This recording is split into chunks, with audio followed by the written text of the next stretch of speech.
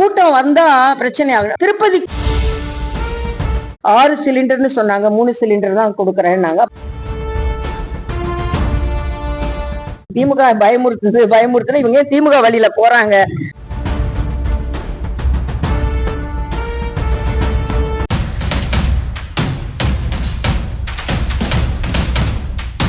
அரசு எந்த திட்டம் கொண்டு வந்தாலும் அது மக்களுக்கு வசதியாக இருக்கிறதா என்பதை பார்க்க வேண்டும். முதல்ல சட்டமன்றத்தை அனைவரும் ஒரு நாகரிகமான அரசியல் மன்றமாக மாற்ற வேண்டும் என்பது எனது வேண்டுகோள். சபாநாயகர் கூட மிகச் சிறப்பாக வழிநடத்துகிறார். ஆனா வெறுத்து போய் இவங்கெல்லாம் இப்படி இருக்காங்களே அப்படின்னு சொல்ற அளவுக்கு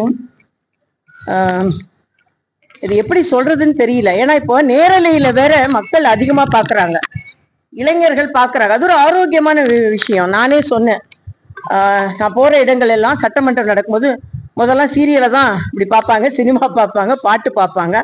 ஆனா சட்டமன்றத்தை இப்போ மக்கள் நேரலையில் பார்ப்பது ஒரு ஆரோக்கியமான ஒரு நிகழ்வு. ஆனா நேரலையில பார்க்கும் பொழுது ஒரு சட்டமன்ற உறுப்பினர் என்றால், ஒரு அமைச்சர் என்றால், ஒரு எதிர்கட்சி தலைவர் என்றால், ஆளுங்கட்சி உறுப்பினர்கள் என்றால், எதிர்கட்சி உறுப்பினர்கள் என்றால் மக்களுக்கான பிரச்சனைகளை பேசுவார்கள், மக்களுக்காக பேசுவார்கள், நாகரிகமாக நடந்து கொள்வார்கள், அரசியல் கட்சிகளுக்கு அப்பாற்பட்டு ஒரு நட்புறவை அவர்கள் மேற்கொள்வார்கள். இப்படிலாம் மக்கள் நினைத்து கொண்டிருக்கின்ற நேரத்துல கலகலப்பா இருக்க வேண்டிய சட்டமன்றம் கைகலப்பா போறது ரொம்ப வருத்தம் அளிக்கக்கூடியதா இருக்குது. ஏன்னா நான் தொடர்ந்து சட்டமன்றத்தை, எனக்கு சின்ன வயதுல எனக்கு சட்டமன்றத்தை எங்க அப்பா கூட போய் நான் மேல கேலரியில உட்காந்து பார்த்து பழக்கம். அப்போ உள்ள சட்டமன்றத்தை நான் பார்த்ததுக்கும், இப்போ கலைஞர் இருந்திருக்கிறார், ஜெயலலிதா அம்மா இருந்திருக்கிறாங்க, அப்பா அவங்க இருந்திருக்கிறாங்க, அவங்க எல்லாம் விவாதிப்பது சட்டமன்றத்தை பார்ப்பதற்கே ஒரு சபை, இந்த சபை ஒரு நாகரிகமான சபை, தலைவர்கள் எல்லாம் அமர்ந்திருக்கின்ற சபை, பார்க்க வேண்டும் என்ற ஆசையா இருக்கும். ஆனா இன்னைக்கு இப்போ புதுசா பார்க்கிறவர்கள் சட்டமன்றனால இப்படிதான் இருக்கும் போல இருக்கு, சட்டமன்றமாக இருக்கும் போல இருக்கு, சண்டை மன்றமாக இருக்கும் பொழுது இருக்கு அப்படின்னு நினைச்சிடக்கூடாது. அதனால நான் ரொம்ப நாள் ஒரு 25 ஆண்டு கால அரசியல்ல இருக்கிற ஒரு நிர்வாகி என்ற முறையில எல்லாத்தையும் நான் வைக்கிற ஒரு வேண்டுகோள், தயவு செய்து சட்டமன்றத்தின் மாண்பை அனைவரும் பாதுகாக்க வேண்டும் என்பது எனது கருத்து. அதே மாதிரி இன்னைக்கு கோயில்கள்ல செல்போன் கொண்டு போக கூடாது அப்படின்னு சொல்லியிருக்கிறாங்க. பொதுமக்களுக்கு வசதி கொடுப்பதற்கு என்ன நடைமுறை மேற்கொண்டாலும் நல்லதான. இப்பவே கெடுபிடிக்க இந்த வழியா தான் போகணும், இப்படிதான் போகணும். அதாவது கோயிலுக்கு வர்றதையே ஒரு சிரமமான காரியமா மேற்கொள்வது. இயல்பா மக்கள் கோயிலுக்கு மகிழ்ச்சியா இறைவனை கும்பிட்டு விட்டு மகிழ்ச்சியா திரும்பணும். ஆனா கோயிலுக்கு வரும்போது இப்பவே ஏதோ செக் பண்றேன்னு, இப்பவே சில கோயில்கள்ல இந்த லைன்ல தான் போகணும், இங்கதான் வைக்கணும், இப்படிதான் போகணும், உள்ள போகணும், நீ செல்போன் எடுத்துட்டு வந்தியா அப்படின்னு மக்களை கேட்கறதும் இது எனக்கு ரொம்ப வருத்தமா இருக்கு. அது அறநிலையத்துறை அமைச்சர் இது சரியாக முறைப்படுத்தணும். வழிபாட்டுக்கு வர்ற மக்களுக்கு வழிகாட்டுதல்கள் சரியாக இருக்க வேண்டும் என்பது எனது கருத்து. ஏன்னா இப்ப கோயிலுக்கு வந்தாலே கூட்டம் வந்தா பிரச்சனை ஆகும். இன்னொன்று, திருப்பதிக்கு இவ்வளவு நேரம் இதேதான் சேகர் பாபு கேட்டாரு, இதேதான் இப்போ உள்ள அமைச்சர். திருப்பதி தனி போர்டு வச்சு அவங்க நடத்துறாங்க, நீங்க அரசாங்கம் நடத்துறீங்க. அதே மாதிரி அந்த கோயில் அப்படி இருக்கனால நான் இப்படிதான் இருப்பேன் அப்படின்னு சொல்றது எப்படி முறையா இருக்கும்? நல்ல இறைவனை நம்ம தமிழ்நாடு முழுவதும் நிறைய கோயில்கள் நிறைந்தது, மக்கள் அதிகமா வேற மாநிலத்துல இருந்தும் வராங்க. அதனால ஒரு மக்கள் இறைவனை மகிழ்ச்சியாக எந்தவித கட்டுப்பாடும் இல்லாமல் கும்பிட்டு விட்டு போகணும். அவங்களை ரொம்ப நேரம் நிக்க வைக்க, 2 மணி நேரம் தானே, 3 மணி நேரம் தானேன்னா எவ்வளவு நேரம் நிக்க முடியுங்க? ஃப்ரீயா கோயிலுக்கு சாமியை கும்பிட்டு அந்த திண்ணையில உட்காந்து சாப்பிட்டுட்டு பிரசாதம் சாப்பிட்டுட்டு அப்படி இருக்கிற மாதிரி ஏதாவது ஏற்பாடு பண்ணுங்க. அவங்களை அடைச்சி வச்சு இப்படிதான் போகணும்னு தமிழக கோயில்ல நம்ம கோயிலெல்லாம் கட்டினது அந்த சிற்பங்களை ரசிப்பதற்கும், கோயிலை சுற்றி வருவதற்கும், கோயிலை சுற்றி வந்தோன்னு கொஞ்ச நேரம் கோயில்ல ஆசுவாசமா உட்கார்ந்து சுற்று வட்டாரத்துல என்னெல்லாம் சாமியை பார்த்தோன்னு பார்ப்பதற்கும், இது கோயிலோட நடைமுறையே தயவு செய்து மாற்றி விடாதீர்கள் என்பது எனது கருத்து. பரந்தூர் விமான நிலையத்தை முதலமைச்சர் இது பண்ணியிருந்தாங்க. அதுக்கு G2 நிறுவனத்துல ஒரு மாப்பிள்ள தான் சொல்லிட்டு நிர்மல்குமார் சொல்றாரு. அதுக்கு பதிலா தங்கம் தென்னரசு லாட்டரி அதிபர் மாப்பிள்ளைன்னு சொல்லி ரெண்டு பேரும் விவாதமா தான் போயிட்டு இல்ல இருக்கு. அதுக்கு நான் முதல்ல பதில் சொல்லிட்டேன். நீங்க கேட்கறதுக்கு முன்னாலே சட்டமன்றம் ஏன் இப்படி போகிறது என்பது எனக்கு கவலை அளிக்கக்கூடியதாக இருக்கிறது அப்படின்னு தான். பரந்தூரை பத்தி பேசும்போது பறந்து பறந்து ஓடி வந்தா என்ன அர்த்தம்? வந்து ஒரு அமைதியா பேசணும். இன்னொன்னு பரந்தூர் நீங்க பாத்தீங்கன்னா விவசாய பெருமக்கள் பாதுகாக்கப்பட வேண்டும் என்பதில் எந்த மாற்று கருத்தும் இல்லை. ஆனா நீங்க பாத்தீங்கன்னா இன்னைக்கு ஒரு செய்தி வந்திருக்குது. மெட்ரோ ரயில் டெல்லி மாதிரி பரந்தூர் வரைக்கும் வந்து அப்படியே அங்க இருந்து ஏர்போர்ட்டுக்கு போற மாதிரி ஒரு திட்டம் இருந்தது. இன்னைக்கு பரந்தூர் இல்லாததுனால சுங்குவார் சத்திரத்தோட மெட்ரோ ரயில் கட் ஆகும் அப்படின்னு சொல்றாங்க. ஆக ஒரு 90% திட்டமிடப்பட்ட ஒரு திட்டத்தை நாம் இன்னைக்கு ஒரு 10 வருடம் 15 வருடம் பின்னோக்கி போய்விடக்கூடாது என்பது எந்த விவசாய மக்கள் நாம சொல்றோமோ அந்த விவசாய மக்களின் குழந்தைகள், அந்த விவசாய மக்களின் வாரிசுகள் அவர்களும் பலன் பெற வேண்டும்.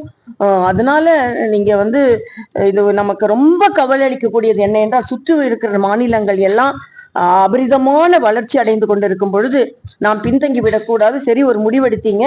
ஆனா எவ்வளவு சீக்கிரம் முடிச்சாலும் 10ல இருந்து 15 ஆண்டுகள் ஆயிடும். ஏன்னா இப்ப நமக்கு நிலம் கையகப்படுத்தியாச்சு, அப்ரூவல் வாங்கியாச்சு, இதெல்லாம் கொண்டு வரணும். அதனால அட்லீஸ்ட் நீங்க முழுவதுமாக, ஆனா ஒரே ஒரு கவலை, கொஞ்சம் கூட நீர்நிலை இல்லாமல் விவசாயமே இல்லாமல் அவ்வளவு ஏக்கர் கிடைக்கிறதுன்றது நமக்கு வந்து ஒரு சிரமமான காரியம்தான். ஆனாலும் அரசாங்கம் இது போர்க்கால அடிப்படையில் சீக்கிரம் இடத்தை தேர்வு செய்ய வேண்டும்.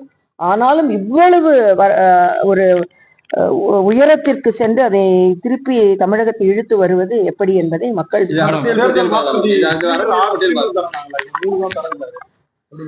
இல்ல, அதுதான் அவங்க தேர்தல் வாக்குறுதியே. நீங்க வந்து பரந்தூருக்கு நான் உடனே நிறைவேற்றுறேன்னு சொல்லும் பொழுது மக்களுக்கு 6 சிலிண்டர்னு சொன்னாங்க, 3 சிலிண்டர் தான் கொடுக்குறேன்னாங்க. அப்புறமா தமிழகம் முழுவதும் எப்படி அவங்க என்ன மாதிரி பயண திட்டத்தை கொண்டு வரப்போகிறார்கள் என்று தெரியவில்லை.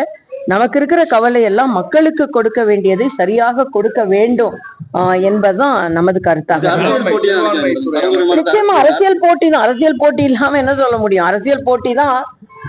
ஆனா அதுல வந்து இப்போ விவசாய பெருமக்களை முன்னிறுத்தி செய்கிற விவசாய பெருமக்கள் பாதுகாக்கப்பட வேண்டாம், யாருக்கும் எந்த மாத்து கருத்தும் இல்லை. ஆனா நம்ம தமிழ்நாடு முன்னேறி வர வேண்டும், தமிழ்நாடு பின்தங்கி விடக்கூடாது என்பதில் எல்லோரும் கவனமா இருக்காங்க. ஆமா, இப்ப கையகப்படுத்த நிலங்களை திருப்பி விவசாயத்துக்கு கொடுக்க முடியாது, தொழிற்சாலை ஆரம்பிக்கிறோம்னு சொல்றாங்க. சோ இப்ப அவங்களுக்கே கொள்கை முடிவுல சரியா இல்ல.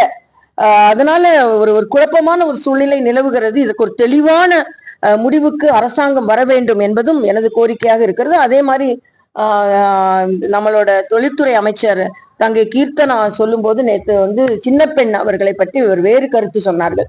மரியாதைக்குரிய வாஜ்பாய் அவர்கள் சின்ன பெண் அவர்களுக்கு அவர்கள் சுய உதவி குழுக்களை முன்னிறுத்தி அந்த மைக்ரோ பினான்ஸ் அப்படின்ற ஒரு திட்டத்தை கொண்டு வந்ததுனால வாஜ்பாய் அவர்கள் காலில் விழுந்து வழங்கினார்கள். மரியாதைக்குரிய அப்துல் கலாம் திடீரென்று அவர்கள் வீட்டிற்கு போனார்கள்.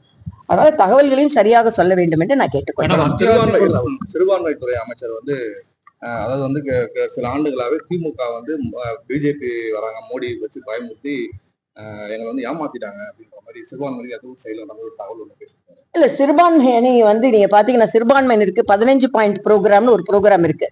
அது மரியாதைக்குரிய பாரத பிரதமர் வந்த பிறகுதான் சிறுபான்மை மக்களுக்காக கொண்டு வரப்பட்ட ஒரு திட்டம். அது இன்னைக்கு கூட நீங்க பாத்தீங்கன்னா யூபிஐ திட்டத்தை எல்லாரும் எதிர்த்தாங்க. சிதம்பரம் என்ன சொன்னாருன்னா, சாமானிய மக்கள், வியாபார மக்கள் இதை எப்படி பயன்படுத்துவாங்க? 85% மக்கள் இன்னைக்கு யூபிஐ பயன்படுத்துறாங்க. இன்னைக்கு பாத்தீங்கன்னா 23,000 கோடி ரூபாய் யூபிஐல பண பரிவர்த்தனை நடக்கிறது. ஒரு நாளைக்கு 66 கோடி ரூபாய்க்கு பண பரிவர்த்தனை நடக்கிறது. அதனால முடியாதுன்னு சொல்லி கொண்டிருந்தாலும் மோடி அவர்கள் நடத்தி காண்பிக்கணும். கேஸ் கேட்டீங்க, இப்போ 6 கேஸ்ன்னு சொல்லிட்டு 3 கேஸ் கொடுக்குறேன்றாங்க. ஆனா மரியாதைக்குரிய மோடி அவர்கள் 10 வருஷத்துக்கு முன்னாலே உஜ்வாலா திட்டம் என்ற ஒரு திட்டத்தை ஏற்படுத்தி, இவங்க எல்லாம் கேஸ் சிலிண்டரை பத்தி சிந்திக்காததுக்கு முன்னாலேயே திட்டத்தை ஏற்படுத்தி அன்னைக்கு 10 கோடியா இருந்த கேஸ் இணைப்புகள் இன்னைக்கு 33 கோடியா இருக்கு. அதனால மத்திய அரசின் மீது குறை சொல்லாமல், இன்னைக்கு சுகாதாரத்துறை அமைச்சர் கூட மத்திய அரசோட சண்டை போடுறது நாங்க தான், மத்திய அரசு கூட எதிர்வினை ஆற்றுவது ஏதோ ஒரு சிறப்பான அணுகுமுறை மாதிரி இவர்கள் பேசுகிறார்கள். அப்படி இல்லை. மத்திய அரசோடு இணைந்து மாநில அரசு நல்ல திட்டங்களை நல்ல முறையில் கொண்டு வர வேண்டும் என்பதுதான் எனது கருத்து. திமுக வந்து பயமுறுத்தி அவங்க வேற என்னப்பா சொல்லுவாங்க? திமுக பயமுறுத்துனா இவங்க திமுக வழியில போறாங்க. இன்னைக்கு கூட சுயநிதி திட்டம் நீங்க ஃபர்ஸ்ட் PM ஸ்ரீ திட்டம், இந்த பிஎம் ஸ்ரீ திட்டத்துக்கு 5160 கோடி ரூபாய் கொடுக்கலன்றாங்க. ஆனா அந்த திட்டத்தை நீங்க நடைமுறைப்படுத்துங்க. இது மக்களுக்கான குழந்தைகளுக்கான திட்டம் இது. அதனால அவங்க பயமுறுத்துறாங்க, இவங்க பயமுறுத்துறாங்க, அவங்க சொன்னனால நாங்க செய்யல, இவங்க சொன்னாலும் நாங்க செய்யலன்னு இந்த மாதிரிலாம் விட்டுட்டு மக்களுக்கான திட்டங்களை நடைமுறைப்படுத்த வேண்டும். தாவேக அரசு 3 மாதம் கூட நிலைக்காது, 100 நாள் தாண்டிட்டாங்க. எப்படி பாக்குறீங்க? இல்ல, இது ஜனநாயக முறைப்படி ஒரு கட்சி ஒரு ஆட்சி தேர்ந்தெடுக்கப்பட்டிருக்கிறது. அவங்க எப்படி ஆட்சி செய்கிறார்கள் என்பதை நாம் பார்க்க வேண்டும். திமுக சட்டமன்றத்துல சிஎம்ஏ வந்து கேள்வி கிண்டல் பண்ற மாதிரி வந்து இல்ல, அது நான் ஏற்கனவே முதல்ல சொல்லிட்டேன். நான் முதல்ல எல்லாரும் ஒரு நாகரிகமாக நடந்து கொள்ள வேண்டும் என்பது